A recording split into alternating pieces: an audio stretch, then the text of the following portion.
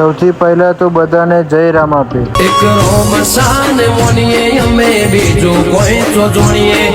તો આજે હું આવી ગયો છું રામાપીરની બીજ ભરવા માટે।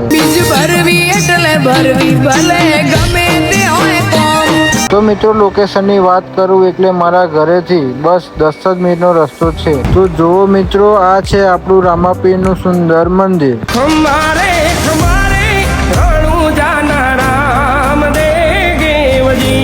તો ચાલો મિત્રો વિડીયોમાં બન્યા રહેજો, હું પણ રામાપીરના દર્શન કરી લઉં અને તમને પણ કરાવી દઉં।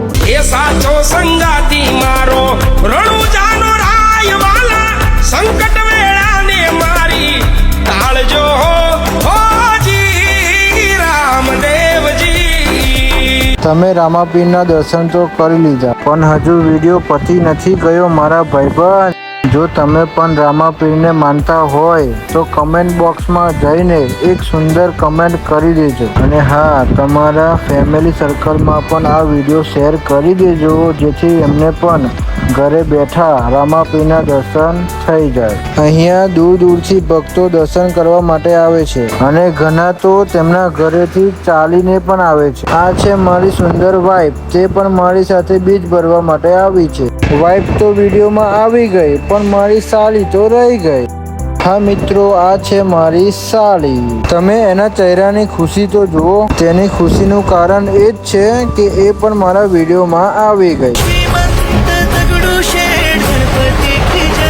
તો આ છે પનો વિડીયોમાં જોઈને શરમાઈ ગયો। જો તમે નાના છોકરા પણ કેટલા સુંદર હોય છે, તે પણ રામાપીરની બીજ ભરવા માટે આવ્યો છે। મારી સાલી કે બધાને વિડીયોમાં લીધા, મને કેમ ના લીધા? મારી સાલીને લાગી ગયું ખોટું, તો મને આવજો કહીને ભાગી ગઈ। મારી વાઇફ અને પનો બંને બેસીને શિવલિંગને પાણી અર્પણ કરે છે।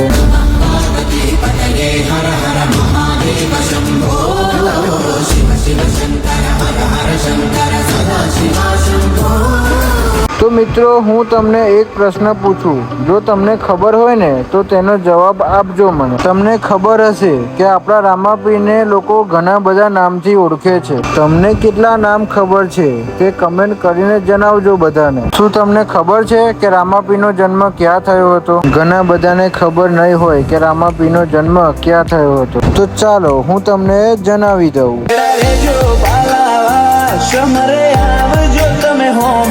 તો મિત્રો, તેમનો જન્મ રાજસ્થાનના રામદેવરા ગામમાં થયો હતો, અને ત્યાં હિન્દુ અને મુસ્લિમ બંને સમાજના લોકો તેમને શ્રદ્ધાપૂર્વક પૂજે છે। તો મિત્રો, આપણા વિડીયોનું અંત હવે આવી ગયું છે।